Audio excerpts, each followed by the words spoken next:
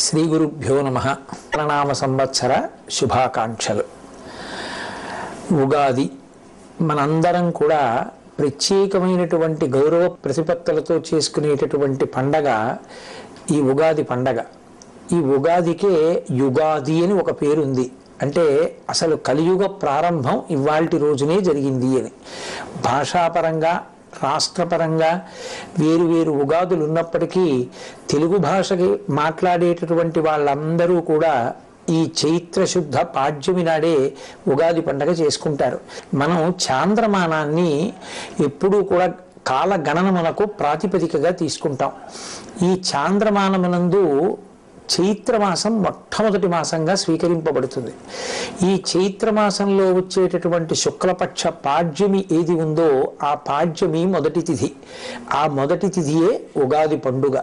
ఈ ఉగాది పండుగ ఎలా నిర్వహించుకోవాలి అన్నదాన్ని శాస్త్రాలు స్పష్టంగా చెప్పాయి.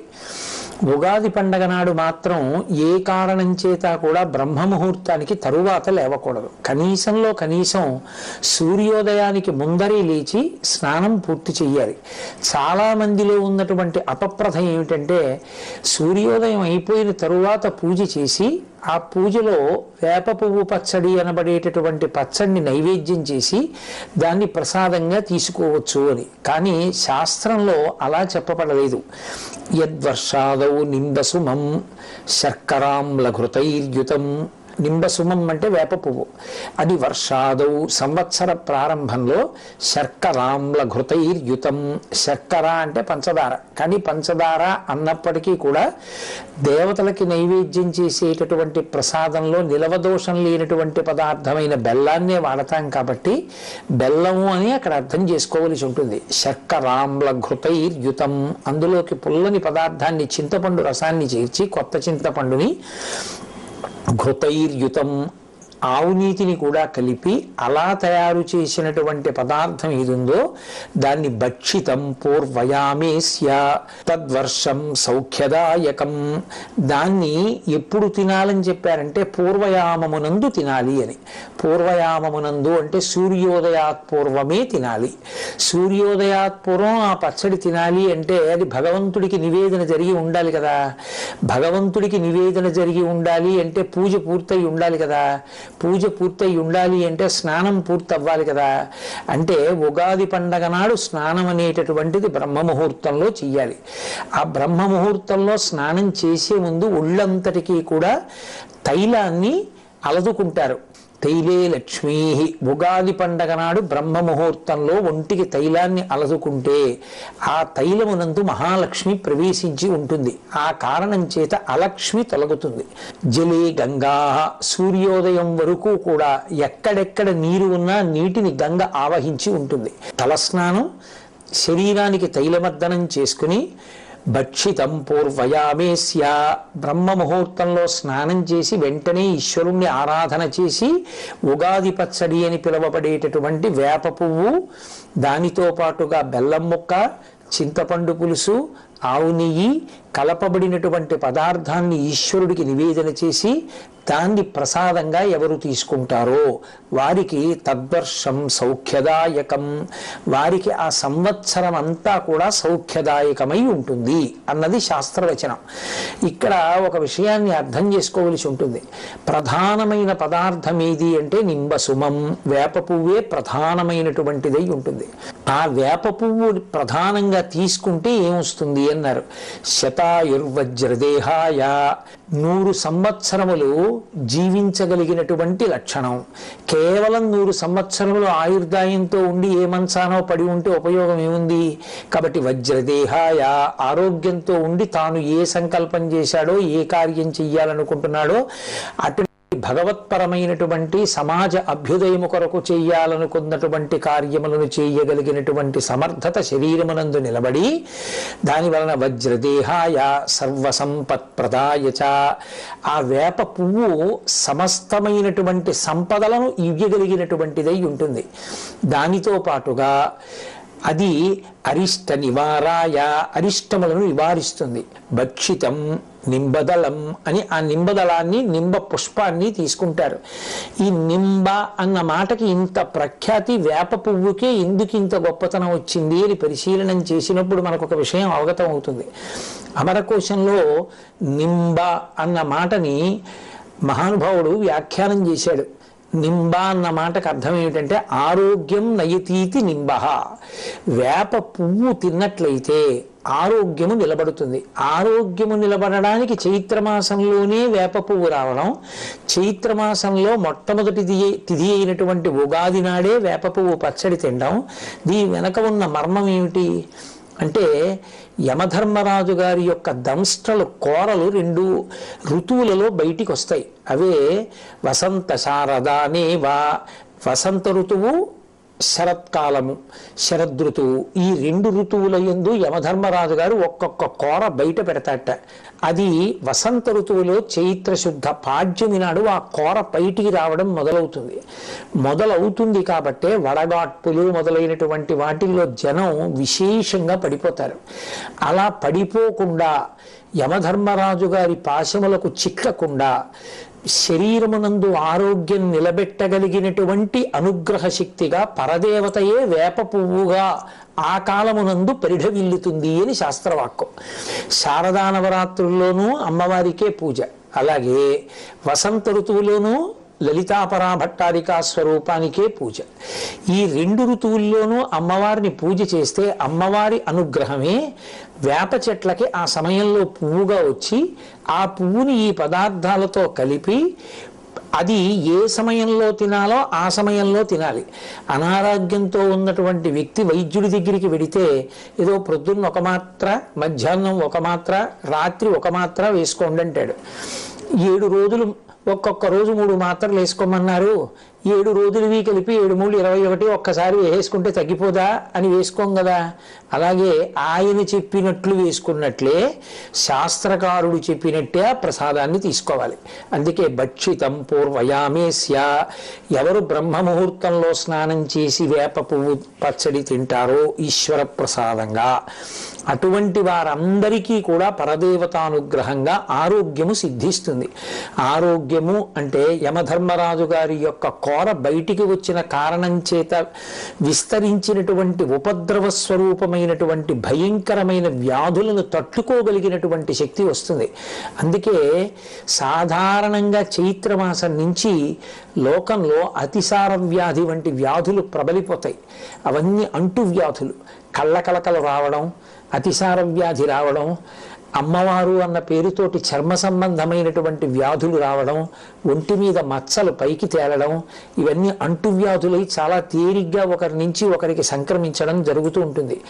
వీటికి నివారణగా శాస్త్రం ఏం చెప్పిందంటే, కార్తీక మాసంలో శరత్కాలం నడుస్తున్నప్పుడు ఉసిరి చెట్టును ఆశ్రయించి ఉంటుంది. అదే వసంత ఋతువు ప్రారంభమైనప్పుడు చైత్రమాసంలో వేప పువ్వుని ఆశ్రయించి ఉంటుంది. వేప పువ్వుగా అమ్మవారు ఉంటుంది. అందుకే ఆ ప్రసాదాన్ని స్వీకరిస్తాం, దేహారోగ్యం నిలబడుతుంది. సాధారణంగా చైత్రమాసం నుంచి లోకంలో అతిసార వ్యాధి వంటి వ్యాధులు ప్రబలిపోతాయి. అవన్నీ అంటువ్యాధులు, కళ్ళకలకలు రావడం, అతిసార వ్యాధి రావడం, అమ్మవారు అన్న పేరుతోటి చర్మ సంబంధమైనటువంటి వ్యాధులు రావడం, ఒంటి మీద మచ్చలు పైకి తేలడం, ఇవన్నీ అంటువ్యాధులై చాలా తేలిగ్గా ఒకరి నుంచి ఒకరికి సంక్రమించడం జరుగుతూ ఉంటుంది. వీటికి నివారణగా శాస్త్రం ఏం చెప్పిందంటే, కార్తీక మాసంలో శరత్కాలం నడుస్తున్నప్పుడు ఉసిరి చెట్టును ఆశ్రయించి ఉంటుంది. అదే వసంత ఋతువు ప్రారంభమైనప్పుడు చైత్రమాసంలో వేప పువ్వుని ఆశ్రయించి ఉంటుంది. వేప పువ్వుగా అమ్మవారు ఉంటుంది. అందుకే ఆ ప్రసాదాన్ని స్వీకరిస్తాం, దేహారోగ్యం నిలబడుతుంది. ఇక 2, అటువంటి ప్రసాదాన్ని స్వీకరించినప్పుడు అందులో షడ్రుచులు కలగలిసిపోయి ఉంటాయి. జీవితం అనేటటువంటిది కేవలం సుఖాలు, కేవలం దుఃఖాలు అనుభవించడానికి వచ్చింది కాదు. కేవలం సుఖాలు అనుభవించాలి అంటే ఇక్కడ ఉండరు, దేవతగా ఉంటారు. కేవలం దుఃఖమే అనుభవించాలి అంటే ఇక్కడ ఉండరు, ఏ మర్త్యలోకంలోనూ ఉంటారు. సుఖము దుఃఖము 2 కూడా అనుభవించాలి అంటే మనుష్య శరీరంలోకి వస్తాడు. సుఖ దుఃఖములు రెండూ అనుభవిస్తున్నప్పుడు ఒకసారి పొంగు ఒకసారి కుంగు రాకుండా తుల్య నిందా స్తుతిర్మౌని సంతుష్టో ఏనకేనచిత్ అనికేత స్థిరమతి భక్తిమాన్ మే ప్రియో నరః అంటాడు గీతాచార్యుడు. సమమైనటువంటి స్థితిలో ఉండి పొంగు కుంగు లేకుండా ఏదైనా భగవంతుని యొక్క అనుగ్రహంగా అనుభవించగలిగినటువంటి అధ్యవసాయంతో కూడిన బుద్ధిని పొంది ఉండాలి అంటే ఈ రుచులతో కూడిన ప్రసాదాన్ని భగవంతుని యొక్క అనుగ్రహంగా తీసుకున్నప్పుడు అందులో రుచి చూడం, ప్రసాదం అని దాన్ని నోట్లో వేసుకుంటాం. ఏదో చిన్న కష్టం రావచ్చు ఆ సంవత్సరంలో, ఆ చిన్న కష్టం వచ్చినంత మాత్రాన పరమేశ్వరుడు నాకు ఈ కష్టాన్ని ఇచ్చాడు అనేటటువంటి బాధ చేత ఈశ్వరుని యొక్క స్మరణ విడిచిపెట్టకూడదు, ఆయన పాదములను విడిచిపెట్టకూడదు. ఆ భక్తి అలాగే నిలబడి ఉండాలి. ఏ జన్మలో చేసిన పాపమో ఈ కష్టం రూపంతో పోయింది కాబట్టి ఇప్పుడు ఒక అనుభవం వచ్చింది నాకు, ఆయన పాదముల యందు విస్మృతి కలగనంత కాలం మనం హాయిగా పరమేశ్వరుడి చేత నిరంతరము రక్షింపబడుతుంటాం. అదిగో ఆ బుద్ధి కలగాలి అని కోరుకోవడమే ఆ ప్రసాదం స్వీకరించడంలో ఉన్నటువంటి ప్రధానమైనటువంటి మర్మం. ఇప్పుడు ఆ ప్రసాదాన్ని స్వీకరించి ఆ రోజున తప్పకుండా దేవాలయ దర్శనం చెయ్యమని చెప్తున్నాయి శాస్త్రాలు. కాబట్టి ఆ దేవాలయ ప్రాంగణానికి చేరుకొని ప్రదక్షిణం చేసి పరమేశ్వరుడికి నమస్కరించి ఆయన యొక్క అనుగ్రహానికి పాత్రులు కావాలి. 3 పంచాంగ శ్రవణం చేస్తారు. పంచాంగము అంటే 5 అంగములతో కూడుకున్నది అని. తిథి, వారము, నక్షత్రము, కరణము, యోగము అనబడేటటువంటి 5 అంగములు కలిగినది కాబట్టి దానిని పంచాంగము అని పిలుస్తారు. ఇంగ్లీష్ క్యాలెండర్ ఉందనుకోండి, ఏదో ఒక డేట్ మాత్రమే ఉంటుంది. ఆ డేట్ ఒక్కటి చూసి ఈ పని చెయ్యాలా ఈ పని చేయకూడదా అంటే ఏం తెలుస్తుంది? ఏం తెలియదు. కానీ సనాతన ధర్మమునందు జ్యోతిష శాస్త్రము వేదమునకు ఉపాంగము. అది విరాట్ పురుషుడికి నేత్రస్థానమై ఉంటుంది. జ్యోతిషము కన్ను కనుక రాబో కాలంలో జరగబోయేటటువంటి విశేషాల్ని, గ్రహముల యొక్క కదలికలని లెక్క కట్టడానికి అనువైనటువంటి ప్రజ్ఞని సంతరింపచేశారు భారతీయ ఋషులు. అందుకే గ్రహణం ఎప్పుడు వస్తుందో, ఎన్ని గంటలకు పట్టుకుంటుందో, మధ్యకాలం ఏదో, దట్టంగా ఎప్పుడు ఉంటుందో, ఎప్పుడు విడిచిపెడుతుందో కూడా పంచాంగ కర్తలు నిర్ణయం చేయగలుగుతున్నారు. అంటే ఇతర దేశాల్లో ఈ గ్రహణం గురించి పరిశోధనలు జరిగే నాటికే మన భారతీయ ఋషులు పంచాంగాలలో గ్రహణాన్ని లెక్క కట్టగలిగారు అంటే వారి దార్శనికత అర్థం చేసుకోవచ్చు. లెక్క కట్టి మనకి చెప్తారు. ఆ లెక్క కట్టి చెప్పినప్పుడు తప్పకుండా వెళ్ళి ఉగాది నాడు పంచాంగ శ్రవణం చెయ్యాలి. ఉగాది పండగ వచ్చే పర్యంతము కొత్త పంచాంగాన్ని చదవకూడదు. ఏదో ముహూర్తాదులు పెట్టేటటువంటి పండితులు తప్ప సామాన్యులు పంచాంగాన్ని చదవకూడదు. ఒక్క ఉగాది నాడు తను పంచాంగం చదువుకోవడం కాదు, పంచాంగ శ్రవణం చెయ్యాలి. పంచాంగ పఠనము జ్యోతిష శాస్త్రమునందు విజ్ఞానము కలిగినటువంటి పెద్దలు దేవాలయ ప్రాంగణంలో చేస్తారు. అక్కడికి వెళ్ళి కూర్చుని వింటారు. పంచాంగము అంటే తిథి, వారము, నక్షత్రము, కరణము, యోగము అని మనవి చేశా. తిథి అంటే కేవలం తేదీ కాదు. మనకి శుక్లపక్షమునందు 15, కృష్ణపక్షమునందు 15 తిథులు ఉంటాయి. పాడ్యము నుండి మొదలుపెట్టి పౌర్ణమి, అమావాస్య వరకు. ఆయా తిథులకు మళ్ళీ ఒక లక్షణం ఉంటుంది. శుక్లపక్షంలో వచ్చేటటువంటి తిథులలో ఏ తిథి నాడు ఏ పని చెయ్యవచ్చు, ఏ పని చెయ్యకూడదు. ఆ పని ఆ తిథి నాడు చేస్తే ఆ తిథికి ఒక అధిష్టాన దైవం ఉంటారు. ఆ అధిష్టాన దైవము యొక్క అనుగ్రహము కలిసి వస్తే ఆ పని చక్కగా పూర్తవుతుంది. పురుష ప్రయత్నానికి ఈశ్వరానుగ్రహం తోడుగా రావాలి. కచ్చిత్ పురుషకారంచ దైవంచ పరిపశ్యతే అంటుంది సీతమ్మ తల్లి.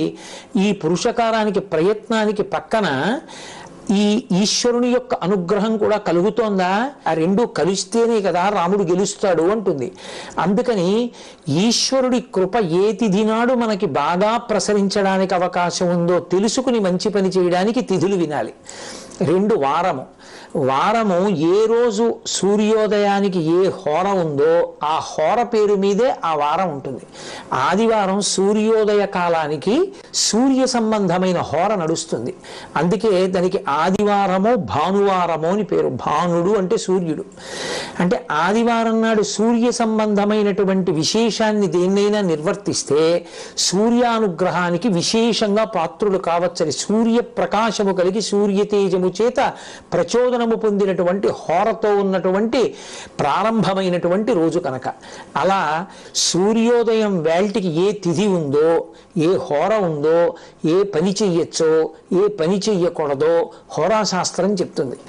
అలాగే తిథి, వారము, నక్షత్రము, మనకి 27 నక్షత్రాలు. ఎంతమంది పుట్టనివ్వండి ఈ 27 నక్షత్రాల్లోనే పుట్టాలి. పుట్టుకకి మరణానికి నక్షత్రాన్ని ప్రధానంగా చూస్తారు. 27 నక్షత్రాలకి ఒక్కొక్క దానికి 4 పాదాలు. 27 × 4 108 పాదాలు. అందుకే భగవంతుడికి సంబంధించిన అష్టోత్తర శతనామ స్తోత్రాలన్నీ 108 నామాలతోటే ఉంటాయి. ఉంటే 108, లేకపోతే 1000. ఎందుకని అంటే 108 పాదములలో పుట్టినటువంటి 2 పాదములు 4 పాదములు కలిగినటువంటి సమస్త ప్రాణులు సుఖంగా ఉండాలని కోరుకుంటాం. ఏ నక్షత్రంలో ఏ పాదంలో ఏ పని చెయ్యొచ్చు ఏ పని చెయ్యకూడదు అన్నది పంచాంగంలో చెప్పబడి ఉంటుంది.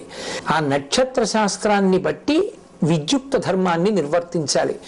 ఇక కరణము. కరణములు స్థిరకరణములు చరకరణములు అని ఉంటాయి. 7 చరకరణములు, 4 స్థిరకరణములు. ఏ కరణమునందు ఏ పని చెయ్యొచ్చో, ఏ పని ఎప్పుడు చేస్తే ఈశ్వరుని యొక్క కృప దానికి కలిసి సఫలీకృతుడవుతాడో ఆ కరణమునందు చెప్తారు. అందుకని ఈ 5టితో కూడుకున్నటువంటిది పంచాంగం. ఆ పంచాంగాన్ని ఒక్క ఉగాది పండగ నాడు మాత్రమే వినాలి. అది సాధ్యమైనంత వరకు దేవాలయ ప్రాంగణంలో చక్కగా పండితులైనటువంటి వారు పంచాంగ పఠనం చేస్తుండగా వింటే దాని వలన 2 ప్రయోజనాలు కలుగుతాయి. ఒకటి, ఈ కాలమునందు గ్రహముల యొక్క ఆనుకూల్యత మనకు ఎలా ఉంది, ఏ పని చెయ్యొచ్చు ఏ పని చెయ్యకూడదు. పంచాంగంలో చెప్పబడిన విధంగా మనం తెరచాపని మార్చుకుంటే జీవితం భద్రంగా ప్రయాణం చేస్తుంది. ఇప్పుడు ఎవరో కొంతమంది ఏలినాటి శనిలో ఉన్నటువంటి వాళ్ళు మొదలైన వారు ఉంటారు. నేను మీతో ఒక మాట చెప్తాను, బాగా జ్ఞాపకం ఉంచుకోండి. ఎవరు పరమేశ్వరుని యొక్క పాదములను గట్టిగా పట్టుకుని పూజ చేస్తారో వాళ్ళ జోలికి శనీశ్వరుడు కూడా వెళ్ళి బాధ పెట్టాడు. కానీ కర్మ ఫలితం పోవాలి కదూ. బాధ పెట్టడం అన్నది నిష్కారణంగా అనేక ఊళ్ళు తిరగవలసిన వాడు ఈ చక్కటి తీర్థయాత్రలు చేసి ఎన్నో దేవాలయాలు దర్శనం చేస్తాడు. ఇటు బాధపడవలసినటువంటి వాడు సంతోషకరంగా భగవత్ సేవలో తరించిపోతాడు. ఎప్పుడు ఆ శనీశ్వరుడికి ఆదేశం వస్తుంది గ్రహానికి, ఆయనని బాధ పెట్టవద్దు సుమా, నువ్వు గ్రహంగా ఆయనని ఎంతవరకు క్లేశాన్ని కల్పించాలనుకుంటున్నావో అది ఒక్కటే కల్పించు, కానీ ఆయన మనసు ప్రహృష్టంగా ఉండకుండా మాత్రం పాడు చేయడానికి వీల్లేదు. భగవద్భక్తితో కూడుకుని ప్రవర్తిస్తే మనం ఇప్పుడు ఇటువంటి కాలమునందున్నాం కనుక మనం ఈ జాగ్రత్త తీసుకోవాలి అని తెలుసుకుంటే మరింత సంతోషకరమైన జీవనం చేయడానికి పంచాంగ శ్రవణము అవకాశాన్ని కల్పిస్తుంది. సంవత్సర కాలంలో మన ఆదాయ వ్యయాలు ఎలా ఉంటాయి, రాజపూజ్యమో అవమానమో ఎలా ఉంటుంది, గ్రహగతులు ఎలా ఉంటాయి, భార్యాబిడ్డలు ఎలా ఉంటారు, బహుశః గ్రహముల యొక్క ప్రభావం చేత మనకి క్లేశం కలిగేటటువంటి కాలం ఎప్పుడు ఉండొచ్చు, మనం ఏ దేవతల ఆరాధన విశేషంగా చెయ్యవలసి రావచ్చు, వీటి గురించి ఒక అవకాశాన్ని ఏర్పాటు చేసుకుంటే ప్రమాదకరమైన వ్యాధి రాకుండా ముందుగానే వ్యాధి నిరోధక టీకా వేయించుకున్న వాడిలా భగవంతుణ్ణి అర్చన చేసి ఆ ప్రమాదానికి మనం గురి కాకుండా మనని మనం రక్షించుకోవడానికి అటువంటి అవకాశం కలుగుతుంది. అందుకే పంచాంగ శ్రవణం తప్పకుండా చేస్తారు. ఇక ఈ నందననామ సంవత్సరానికి సంబంధించినంత వరకు శుక్రుడు ప్రధానమైనటువంటి స్థానముల యందు ఉన్నాడు, పక్కన చంద్రుడు ప్రధానమైన స్థానాల్లో ఉన్నాడు. కాబట్టి యథార్థమునకు ఎవ్వరూ ఏమీ బెంగపెట్టుకోవలసినటువంటి అవసరం లేదు. కాకపోతే ఈ సంవత్సరంలో ఉండేటటువంటి ప్రధానమైన గుణం ఏమి అంటే కొంచెం భోగ లాలస ఎక్కువగా ఉంటుంది. భోగముల యందు అనురక్తి ప్రతి వారి మనసులో ఎక్కువ అవుతుంది. పశ్చిమ దేశాల సంస్కృతి ప్రభావం వచ్చి పడిపోతుంది. అలా పడకుండా భోగ పరిత్యాగం చేసి త్యాగమయమైనటువంటి జీవితాన్ని గడపడానికి కావలసినటువంటి వాంగ్మయం అంతా మన సనాతన ధర్మంలో ఇవ్వబడి ఉన్నాయి. రామాయణ భాగవత భారతాల కన్నా గొప్పగా చెప్పగలిగినటువంటివి ఇంకేమీ లేవు. ఎవరు చెప్పినా శాంతి శాంతి శాంతి, ఆ శాంతి గురించే బోధించే, ఆ ధర్మాన్ని బోధించే. వాటిని పట్టుకుని ఉండగా భోగ లాలసమన్నేమీ చెయ్యదు. కాబట్టి నందననామ సంవత్సరం ఏ కోణంలో చూసినా ఏమి బాధ పెట్టేటటువంటి రీతిలో లేదు. అందరూ కూడా సర్వశ్రేయస్సులు పొందుతారు. కావలసింది ప్రధానమైన దాన్ని పట్టుకోవడంలో మాత్రం వైక్లభ్యాన్ని పొందకూడదు. ఉగాది వచ్చినప్పుడు మనిషి తప్పకుండా జ్ఞాపకం చేసుకోవలసిన విషయం ఒకటి ఉంటుంది అని పెద్దలు చెప్తారు. ఒక సంవత్సరం గడిచిపోయింది అంటే ఆయుర్దాయంలో ఒక ప్రధానమైనటువంటి ఘట్టం పూర్తయిపోయింది. కాలము మాత్రం ఇంకా తిరిగి రాదు. ఉగాది పండుగ నాడు తప్పకుండా ఎవరికి వారు చేసుకోవలసిన హెచ్చరిక అంటూ ఏదైనా ఉంటే కాలము యొక్క విలువను గూర్చి మాత్రమే. కాల కలయతామహం అంటాడు కృష్ణుడు భగవద్గీతలో. ఆయన కాలస్వరూపుడు అయి లెక్క కడతాడు. కాలము యొక్క విలువ తెలుసుకుని మనం జీవుడిగా ఇవాళ ఈ శరీరంలో ఉన్నాం, కానీ వేరొక శరీరాన్ని పొందినప్పుడు కూడా సుఖం పొందాలి అంటే కేవలము పరమేశ్వరుని యొక్క భక్తి మాత్రమే కాపాడుతుంది. కాబట్టి కాలాన్ని దుర్వినియోగం చేసుకోకుండా దాన్ని సద్వినియోగం చేసుకునేటటువంటి ప్రయత్నం చెయ్యాలనేటటువంటి ఆంతరమైన హెచ్చరిక ఈ కాలాంతర్గతమైనటువంటి కాల సంబంధమైన పండగ కాబట్టి ఉగాది యందు నిర్దేశింపబడుతుంది. ఇక ఈ ఉగాది పండగకి సంబంధించి ఇంకొక గొప్ప విశేషం ఉంది. ఈ ఉగాది వసంత ఋతువు ప్రారంభం. ఈ వసంత ఋతువులో చైత్ర శుక్ల పాడ్యమి నాడు ప్రారంభం. ఈ పాడ్యమి నుంచి 9 రోజుల పాటు నవరాత్రులను నిర్వహిస్తారు. వాటిని వసంత నవరాత్రులు అని పిలుస్తారు. వసంత ఋతువు పైకి చాలా అందంగా ఉంటుంది. చైత్ర శ్రీమాన్ అయం మాసః పుణ్యః పుష్పితకాననః యవ్వరాజ్యాయ రామస్య సర్వం మే ఉపకల్ప్యతాం అంటాడు రామాయణంలో దశరథుడు.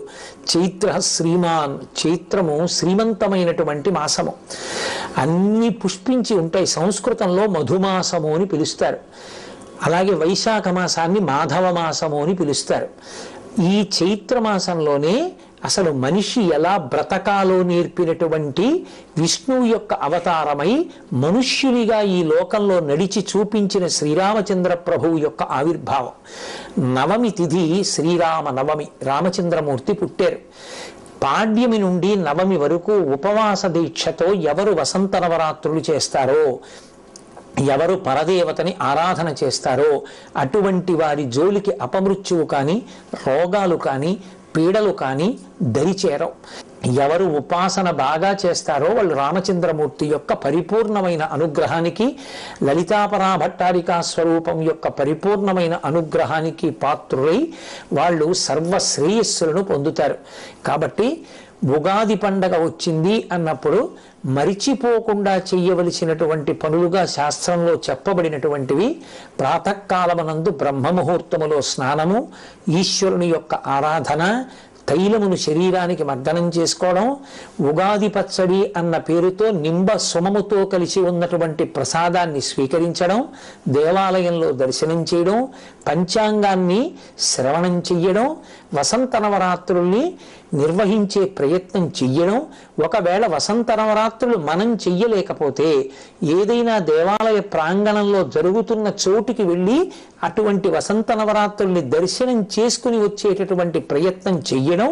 ఇవి ఉగాదికి అనుషంగికంగా మనుషులు ధన్యత పొందడానికి ఏర్పాటు చేయబడినటువంటి ఆరాధనా ప్రక్రియ.